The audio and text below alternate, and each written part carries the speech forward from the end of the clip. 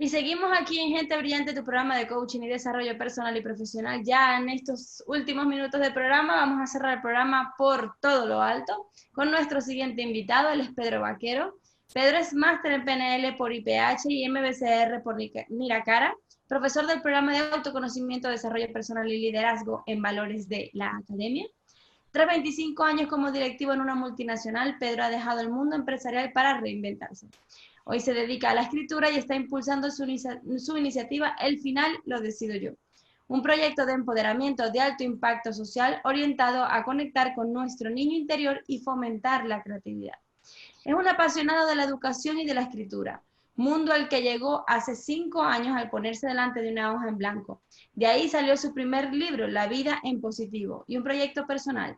5 libros, 5 causas, con el que está escribiendo 5 libros para donarlos a 5 causas solidarias.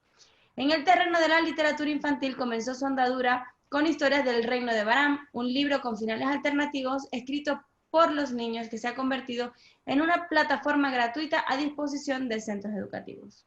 Bubo, su último libro, es un álbum ilustrado para desarrollar la inteligencia emocional en los más pequeños. El libro se acompaña de una banda sonora compuesta para el cuento que permite a los peques trabajar las emociones desde distintos planos. Bienvenido, Pedro, ¿qué tal? ¿Cómo estás? Muchas gracias, Andrea. Pues muy bien. Aquí feliz de estar con vosotros. Qué bueno que hayas decidido y que te hayas animado a hacer esta parte del programa. Por favor, quiero que nos cuentes de entrada cómo fue ese cambio del mundo empresarial al mundo de la escritura. Bueno, pues al final imagino que como tantas otras cosas que surgen de lugares donde uno no se lo espera, ¿no? Pues yo en la época en la que me senté delante de una hoja en blanco, pues como has dicho, trabajaba para directivo en una multinacional, estaba todos los meses viajando a Latinoamérica, cruzando el charco cada 2 o 3 semanas, viajes muy largos. Y la verdad es que un día pues, se me ocurrió hacer algo diferente que no había hecho nunca y fue sentarme delante de una hoja en blanco, ¿no? De ahí salió un primer relato, de ese primer relato salieron, luego fueron 2, luego fueron 3, así hasta que ya con un número de relatos importante ya sabía que quería publicar mi primer libro, ¿no? Como así fue. Pero realmente el inicio fue eso, ¿no? Fue a la hora de probar algo que no había hecho nunca, ¿no? ¿Qué te llevó a empezar en ese mundo del autoconocimiento y el desarrollo personal? Mira, yo te diría que yo de siempre he sido una persona inquieta, una persona con ganas de probar cosas y demás, pero al final, pues la vida nos va llevando por ciertos derroteros. En mi caso, yo digamos, en mi época escolar era muy bueno en lo que tenía que ver con las ciencias y yo mismo me puse la etiqueta del yo no sirvo para, ¿no? Como hacemos todos. En mi caso, pues yo no sirvo para escribir, para dibujar, para todo lo que tenía que ver con el arte, ¿no? Y bueno, pues así fui caminando por la vida, ¿no? La vida me fue dando de una manera u otra, me fue tratando bien, fui creciendo profesionalmente, pero de una forma u otra yo creo que siempre había ahí una necesidad un poco insatisfecha, ¿no? Que en el momento en el que decidí dar rienda suelta, ¿no? Y cuestionarme esas creencias que llevaba, pues de ahí surgió de alguna manera eso que llevaba dentro, ¿no? Y el proceso fue sumamente enriquecedor, ¿no? Y después de hacerlo fue cuando ya decidí buscar las explicaciones, ¿no? O sea, en mi caso, decías antes del mundo de la PNL, yo llego a la PNL después de alguna manera de haber probado en mis propias carnes qué es lo que ocurre cuando uno se cuestiona y trabaja sus creencias, ¿no? Entonces yo es como que hice la parte práctica primero y luego decidí hacer la teórica, ¿no? Y formarme un poquito más, ¿no? En todo lo que tenía que ver con la PNL. Qué bueno. ¿Cómo ha sido el impacto de la programación neurolingüística en tu vida? Pues la verdad, muy poderoso, porque aquel fue el primer libro, disfruté tanto del proceso que decidí de alguna manera seguir con ese proyecto que decías del 5 libros, 5 causas, sin tener la más mínima idea de qué iban a ser los siguientes libros, pero bueno, es lo que tiene la creatividad también, ¿no? Que en el momento en el que uno se sienta delante de una hoja en blanco, pues empiezan a pasar cosas, ¿no? Yo ahora cuando estoy trabajando con un par de proyectos y es el momento de sentarme con la hoja en blanco cuando empiezo a dar rienda suelta, ¿no? De alguna manera es como que dejo que surja, ¿no? Lo que tiene que surgir. Y bueno, pues obviamente has mencionado, ¿no? el tema de mi entrada en el mundo de la literatura infantil. Después de formarme en PNL, pues empiezo a ver que obviamente hay mucho material, mucho contenido relacionado con la PNL, sobre todo en otro tipo de ámbitos, trabajos para coach, mundo empresarial y demás, pero quizás veía que el mundo educativo, que a mí siempre me había gustado, pues sentía que esto de la PNL tenía mucho que aportar también a ese mundo, ¿no? yo creo que al igual de todos los que hemos iniciado este camino, en más de una ocasión seguro que nos hemos preguntado eso de, jo, si yo hubiera descubierto todo esto cuando tenía 15 años o cuando tenía 10 años, ¿no? Pues entonces yo empecé a sondear esa parte, ¿no? Y decir, bueno, ¿y qué pasa si a un niño en edades pues cuando está en sus primeras edades y demás, trabajamos con él en eso? Es decir, o le damos elementos que hagan que todo ese tipo de creencias de su entorno, pues de alguna manera las pueda ver de otra manera o podemos conseguir que no le impacten o no le afecten tanto, ¿no? Y ahí es donde llego a Historias del Reino de Barán. O sea, Historias del Reino de Barán fue un proyecto donde yo le dejé a mis hijos unos cuentos para que lo acabaran en uno de mis viajes y lo que hicieron me gustó tanto que fui a su colegio y les propuse al director de su colegio que hiciéramos un libro donde al final lo escribieran los niños, ¿no?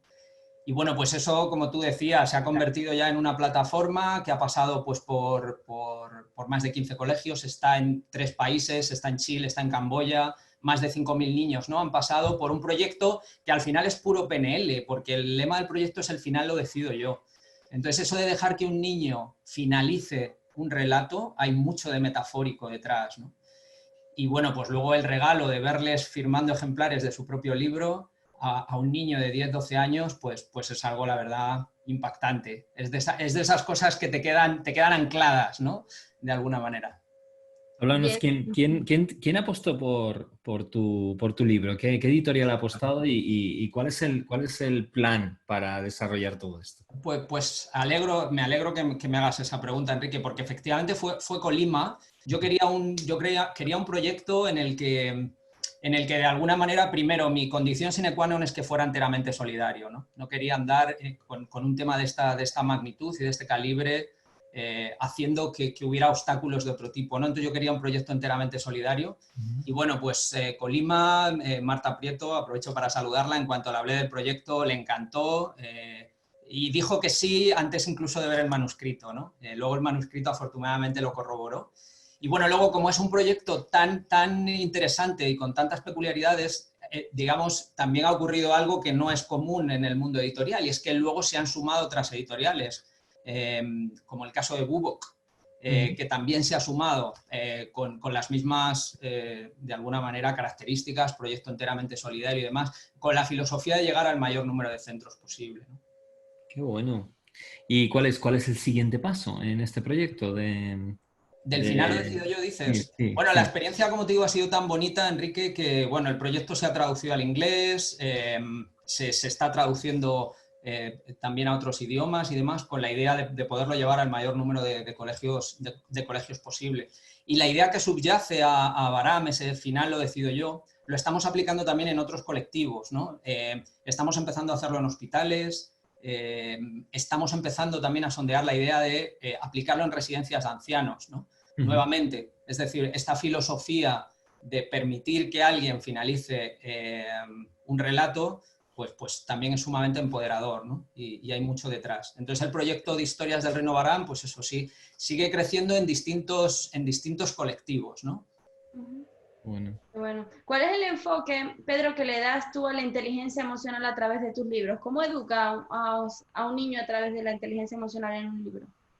Mira, bueno, el caso más práctico, como has mencionado antes, Andrea, es el propio Bubo, ¿no? Bubo fue mi 4º libro y ahí un poco lo que hice fue pues aplicar bajo el concepto de álbum ilustrado, o sea, algo con mucha ilustración, poco texto, pensando en primeros lectores, ¿no? Pues ayudarles a meterse en este mundo, ¿no? de las emociones. Pero un poco ahí lo que decidí es hacerlo desde todos los planos. Normalmente los álbumes ilustrados, pues con eso de que tienen mucha ilustración y poco texto, pues obviamente, sobre todo en términos visuales, sabéis que la mayor parte de la población es visual, entonces ante un álbum ilustrado, pues de alguna manera conectan bastante bien. Pero ¿qué es lo que ocurre? Que yo lo que decidí es no solamente a ese libro aportarle estímulos visuales, sino que luego lo que hice, al final Bubo es una historia de un personaje, que es un pez. Este es el libro. Pues el pez va pasando por distintos estados emocionales, también, por cierto, publicado por Colima Books.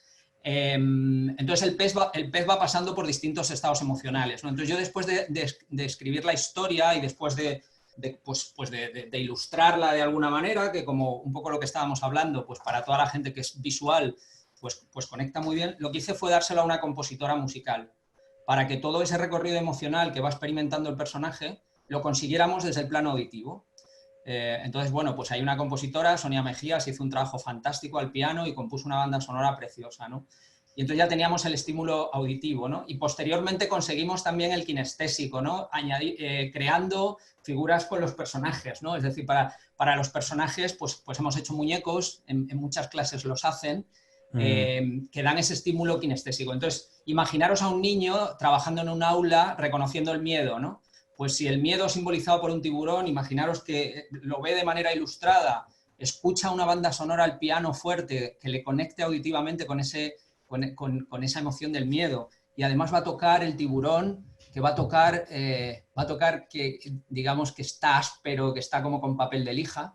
Pues imaginaros, si de alguna manera al peque le proponemos esos 3 estímulos, va a conectar de una manera mucho más profunda, ¿no? Con esa emoción.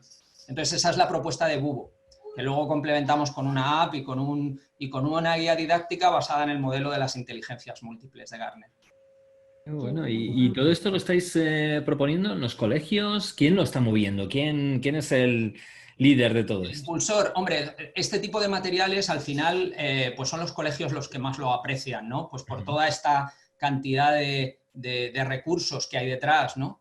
Pero afortunadamente el tema de la inteligencia emocional, que cada vez está de alguna manera más extendido en la sociedad, pues obviamente hay muchos padres, madres que están interesados en materiales de alguna manera para trabajar esta faceta, desarrollar esta faceta en sus peques, ¿no?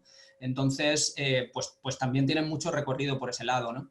El mundo de la discapacidad también con Bubo ha conectado mucho. De hecho, este libro pues, es utilizado por la ONCE al disponer de recursos auditivos, como hablábamos y demás. La ONCE lo utiliza, digamos, es uno de los libros de su catálogo, y estamos haciendo una versión también para discapacitados con pictogramas, ¿no? Por toda esta cantidad de estímulos que, si bien obviamente son válidos para cualquier persona, especialmente lo es para personas que carecen de alguna manera pues a nivel genético, a nivel físico, de alguno de ellos, ¿no? De alguno de los sentidos.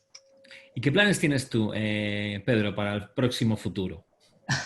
Para los próximos meses. ¿Qué más vas a hacer? Porque te veo Bueno, muy inquieto. pues seguir haciendo este tipo de cosas que al final son lo que me llaman, ¿no? Es decir, después de este paso por el mundo empresa, como directivo, te decía, pues se me ha abierto todo un mundo con el que estoy pues deseando de alguna manera profundizar más, ¿no? Tengo proyectos de índole literario, he estado participando con un grupo donde hemos estado escribiendo, un grupo de escritores e ilustradores, que hemos estado escribiendo cuentos a lo largo de todo el confinamiento, también para un proyecto solidario muy bonito que se llama Lo Pequeño es Grande, donde vamos a donar todo a la ONG SOS Ángel de la Guardia. Invito a todos a un Berkami, que hay información ahí en mis redes. Y bueno, pues sigo con proyectos educativos y de empoderamiento que tienen en muchos casos como trasfondo la literatura, ¿no? Qué bueno, qué bueno. Qué bueno ha sido tenerte, Pedro, y de verdad que este tipo de proyectos, que son también proyectos muy solidarios, lo llenan a uno mucho de como esa inquietud de seguir aportando, ¿no? ¿De dónde surge esa motivación por los proyectos solidarios? Pues esa es muy buena pregunta, Andrea. Imagino que, o sea, en mi caso, lógicamente de esa búsqueda, ¿no? Yo cuando empecé a buscar, de alguna manera conectaba, ¿no? De manera muy sencilla, muy fácil, muy fluida, con esa ayuda a los demás, ¿no? Pues seguramente todo ese trabajo interior que estaba haciendo puso de manifiesto temas que en mi caso han sido sumamente importantes en mi caminar, ¿no? Y que tenían que ser para mí uno de los pilares que tiene que ver con la congruencia, ¿no? O sea, considero sumamente válido, y es lo que me ha traído hasta aquí, el ser congruente entre lo que sientes, lo que dices y lo que haces, ¿no? Entonces, en cuanto eso ocurre, cuando llegas a esos niveles de congruencia, el resto es fácil. Y para mí la congruencia pues me llevaba de alguna manera hacia este tipo de caminos, ¿no? Hacia este tipo de colectivos, de alguna manera, o a ese tipo, de alguna manera, de involucrarme en proyectos con impacto social, ¿no? Por decirlo así. Qué bueno. ¿Dónde te podemos ubicar? Si hay una persona que quiera ponerse en contacto contigo, que le encanta el proyecto que estás creando, ¿cómo pueden contactarse contigo? Mira, en mi web, en pedrovaquero.com, te diría que es un poco el punto principal del que sacar información de todos estos proyectos, ver información de los libros, llevar historias del Reino Barán a algún nuevo colegio, a algún nuevo centro, el tema de Bubo, el tema de nuevos proyectos literarios, el tema del empoderamiento creativo que hablábamos antes. Quizás es en pedrovaquero.com, luego estoy en Instagram, en Facebook, ahí nos pasamos de vez en cuando, pero principalmente, como te digo, en la página web es donde la tengo más actualizada. Qué bueno, Pedro, muchísimas gracias por habernos acompañado. Ha sido un inmenso placer de verdad tenerte. Un placer también para mí. Muchas gracias a ambos. Gracias, Pedro. Nos vemos. Chao. Y que nosotros tenemos, este viernes comenzamos una semana maravillosa, ¿no? Y empezamos el Practitioner de PNL. Histórico momento porque vamos a llegar a pues, prácticamente a todo el mundo. Tenemos alumnos y participantes de todo el mundo y lo vamos a hacer enteramente por streaming, ¿no? Que dicen, la PNL no se puede, hay que hacerla presencial. No es verdad, lo hemos probado, lo hemos testado y funciona perfectamente y bueno, pues vamos a hacer algo histórico que es tener este practitioner con el co-creador, con Fran Puselic, que va a estar también con nosotros todos los días y un servidor para cambiar el mundo, que es de lo que se trata, ¿no? Ayudar a poner nuestro granito de arena a transformar a las personas.